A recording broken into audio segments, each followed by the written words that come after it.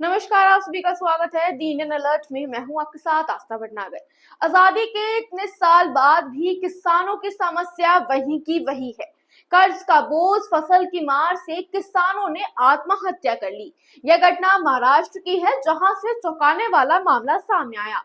साल 2025 के शुरुआती 3 महीनों में 767 किसानों ने आत्महत्या कर ली। महाराष्ट्र में किसानों की मौत सालों से चिंता का विषय है। हर साल ऐसे आंकड़े आते हैं जो बताते हैं कि महाराष्ट्र के किसान बदहाली की स्थिति में हैं और बढ़ रहे मौत के आंकड़े यह भी दर्शाते हैं कि किसानों की समस्या कोई नहीं सुन रहा। आपको बता दें कि साल 2004 से 2008 तक 20,566 किसानों ने आत्महत्या की। साल 2009 से 14 तक 18,850 किसानों की आत्महत्या का मामला सामने आया। महाराष्ट्र में 3 टर्म यानी 15 सालों तक कांग्रेस एनसीपी की गठबंधन सरकार थी, जिसमें 1999 से 2014 तक 55,928 किसानों ने आत्महत्या की। आखिर क्यों 15 सालों में गठबंधन की सरकार ने इन मौतों को क्यों नहीं रोका? क्यों नहीं ऐसी नीति बनाई जिसके जरिए किसानों की परेशानियों को खत्म किया जा सके? सवाल अब 2025 में इतनी तरक्की के बाद भी किसान आत्महत्या को मजबूर क्यों है? महाराष्ट्र में साल 2025 के शुरुआती 3 महीनों के अंदर 767 किसानों ने आत्महत्या की है।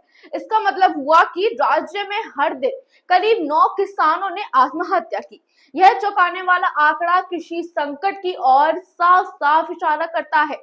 महाराष्ट्र सरकार के एक मंत्री ने एक सवाल के जवाब में विधान परिषद में यह जानकारी दी कि जनवरी 2025 से मार्च 2025 के बीच राज्य में आत्महत्या के 767 मामले सामने आए। सरकार द्वारा पेश किए गए आंकड़ों के मुताबिक आत्महत्या करने वाले 767 किसानों में से 773 किसान सरकार की मदद के लिए पात्र हो गए, जबकि 200 किसानों के परिवारों को कोई सहायता नहीं मिल पाएगी क्योंकि वे सरकार द्वारा किए गए मानदंडों पर खरे नहीं उतरे। वहीं अभी 194 मामले जांच के लिए लंबित है। महाराष्ट्र सरकार आत्महत्या करने वाले किसानों को 1 लाख रुपए की आर्थिक सहायता देती है, लेकिन कई किसानों के परिवार को यह सहायता तक नहीं मिल पाती। इस बात पर कांग्रेस ने निशाना साधा है। राहुल गांधी ने केंद्र सरकार पर निशाना साधते हुए कहा कि मोदी जी तो कहते थे कि किसान की आमदनी दुगनी कर देंगे। उन्होंने कहा कि किसानों की आत्महत्या के मामले को देखते हुए अंदाजा लगाया जा सकता है कि आय तो दुगनी नहीं हुई, लेकिन किसानों की जिंदगी ही आधी हो गई।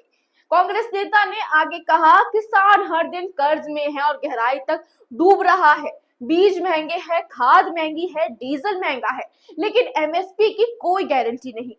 जब वो कर्ज माफ की मांग करते हैं तो उन्हें नजरअंदाज कर दिया जाता है, लेकिन जिनके पास करोड़ों हैं उनके लोन मोदी सरकार आराम से माफ कर देती है। सिस्टम किसानों को मार रहा है चुपचाप। इससे पहले राहुल गांधी ने एक्सपोज पर किसानों की आत्महत्या पर मुद्दा उठाते हुए प्रदेश और केंद्र सरकार को कटघरे में खड़ा किया।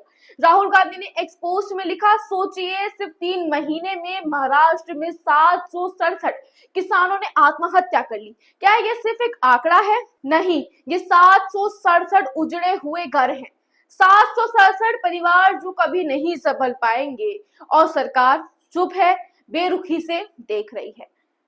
आपके इस बारे में क्या राय है? कमेंट सेक्शन में लिखकर हमें जरूर बताएं और ऐसे ही खबरों के लिए जुड़े रहे हमारे साथ। चैनल को लाइक, शेयर, सब्सक्राइब करना ना भूलें।